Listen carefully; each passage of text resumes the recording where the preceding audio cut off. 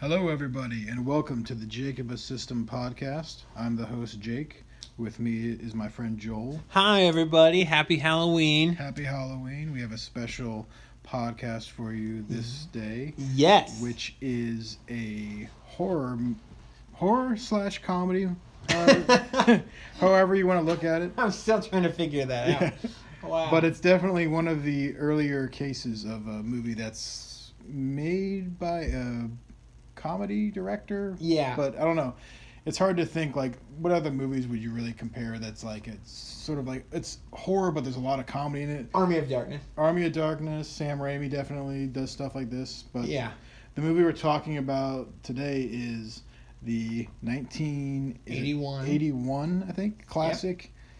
An American Werewolf in London. Yeah. Directed by John Landis. Yeah. What else did John Landis do, Jake? So John Landis is known for, comedies. He's known for the Blues Brothers. Okay. Animal House. Yeah. Several other, movies from the 80s and stuff. The 70s. He is known primarily as a comedy director, but he also has his foot in the horror a little bit with American Werewolf in London. So this would be like if Todd Phillips went on to do like I guess Texas Chainsaw Massacre. That's a good comparison. But like the interesting thing about John Landis is like he did American Werewolf in London. He also did Thriller by Michael Jackson. He directed that music video. I could understand and see that based on like what I saw of the movie. Yeah. So, but it was good. Yeah, classic 80s horror movie. I think most people are familiar with that. Most people know this one. They also would know the somewhat remake, sequel that came out in the 90s. It was like 97. They came out with American Werewolf in Paris, which was sort of the same movie. It's just a redo. Yeah. But this one of the two definitely holds up more because, for one, the special effects in this movie are amazing by the... Yeah, I was really impressed. Yeah, the transformation. Oh, yeah. The amazing Rick Baker did the makeup effects. And award-winning... I can't remember. I think this might have won like an Academy Awards and stuff for like just best makeup effects and stuff. Because it's all practical effects. It was made in the 81. That doesn't surprise me. Yeah, it's like unbelievable. But the problem with American Werewolf in Paris is that came out when it was the early stages still kind of CGI. Mm-hmm. So they did a lot of CGI werewolf effects in that movie. And when you watch it now, you're just like, that doesn't look good. Like that looks very dated. So yeah, even though that movie came out in 97 and this one 81, this movie still you can watch now and be like, dang, that's really cool. Yeah. I would say it was interesting. My roommate and his friend came down and watched, and they jumped a couple times, and they did a good job of like psyching you out and like scaring you and spooking you. And even though he's a comedy director, I would say like he did a good job, and it was a good balance. Yeah, this movie, you're saying the scare jumps and stuff. I remember that when I first saw this was probably the first example of a movie I remember that had the dream within a dream. Scare, because there's a scene where, well, I guess let's get into the plot real quick. We'll go a quick rundown. So basically the whole story is it's a group of American backpackers, two guys that are backpacking through Europe. They go to a pub in kind of England. They're in England. They go to a pub. It's very weird and shady there. They feel very unwelcome. They kind of overstep their boundaries by asking about this. Too many questions. Yeah, they ask too many questions. They get forced to leave. They are wandering the moors at night and get attacked by what turns out to be a werewolf. Mm-hmm. One guy, Jack, dies. Very quickly. Yeah, the other guy, David, gets cut, clawed, and then bit. Yeah. And then the wolf gets shot. Right. So then you find out that it's a werewolf, and as the story goes along, he's in the hospital recovering from his wounds, and they do a cool thing where his friend Jack appears to him as a corpse who he has all his wounds from the werewolf attack, and it's progressive. Yeah. The first time you see him, he looks fairly human, but he's just got fatal cuts and wounds. Right. and then the next time you see him, he looks like he could be on The Walking Dead. Like, right. He's gray. He's like kind of decomposing. Yeah, and it's all practical effects. So cool. And then by like the last time, he's almost a skeleton. Yeah, and I think you said it wasn't even an actor; it was a puppet. By that time, they just they had to decompose the character so much they couldn't use an actor. They had to use just like a skeleton, almost puppet with this torn flesh and stuff. Yeah. It's so gross looking, but it's still so cool.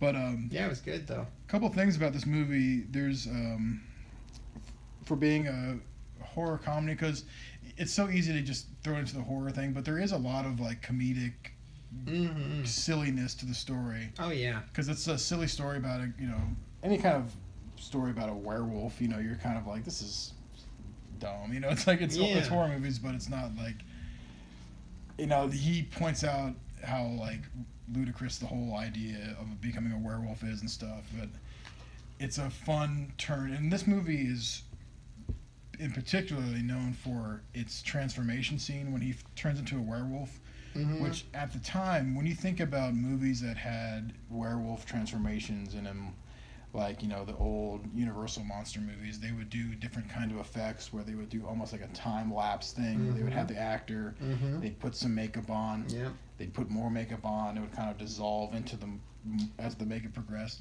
Or it would be something like the guy was starting to turn into a werewolf, and then like he'd fall behind a couch or something like that, and then he'd stand up and he'd be like in full werewolf thing. Yeah. This movie like doesn't hold back. It shows every like agonizing minute of this guy turning into a werewolf. Yeah, you see the whole thing. Yeah, because you don't think about that. Like if that was a real thing, if you were turning into a werewolf, like that would suck. Like that would be like like you're like they show like his hands. I try not to think about it. Yeah, they show his hands like stretching and his feet getting those weird like haunches and stuff. And it's like you hear like the bones kind of like moving around and separating and stuff. Yeah. It was actually, I would say, it was verbatim to the Thriller transformation. Yeah, we talked about that. You said there was a werewolf, but the Thriller is a cat. It's a cat. Yes. Okay. I guess that's. I don't know. But like as far as like the mutation and the transformation goes, like if to give people a frame of reference, if you've ever seen the Thriller video and you see when he turns into that werecat, it was just like that. Only he turned into a werewolf. And that was only a couple of years later, because when did Thriller come out? It was a year later, because it came out in '82. When did the video come out then? I don't know. I don't know. I was still in my dad's scrotum. I don't know. So even though this movie has a lot of horror elements and it has a lot of comedy, like we said, John Landis, the director, and also a funny thing we made note of is there's a cameo in the movie by Frank Oz. And the Muppets. And the Muppets, yeah. Frank Oz, if you don't know, Frank Oz is a well-known voice actor. He has been the voice of many Muppets over the years. Fozzie Bear, Miss Piggy. He's the voice of Yoda. He directed The Dark Crystal. He did. He's the voice of Yoda for all the Star Wars fans. He directed, Little Shop of Horrors. So I didn't know that.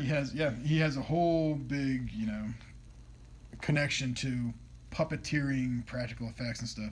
And he plays what does he play, like an ambassador? He plays or something? Yeah, he plays like some diplomat at the hospital. Yeah, he's like a U.S. embassy guy. Yeah, like a guy like, oh, you're American, you got bit. Oh dear.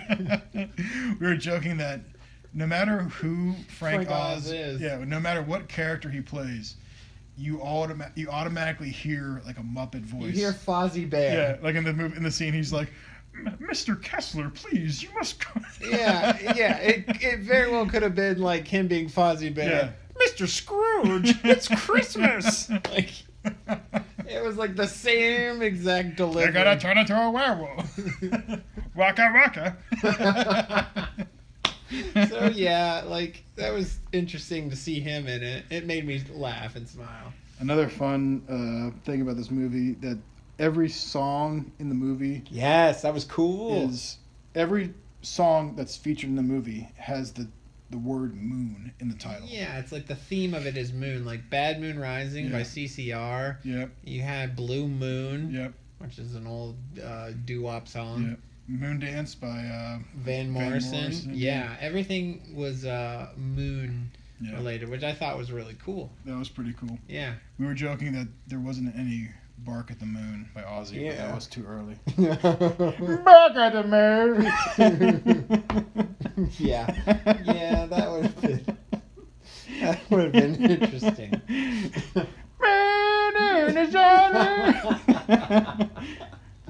Oh, yeah. Sorry. So I did that impression earlier, and Joel was like, "That's a good Ozzy impression." That is a very good Ozzy. I don't know how he got a career.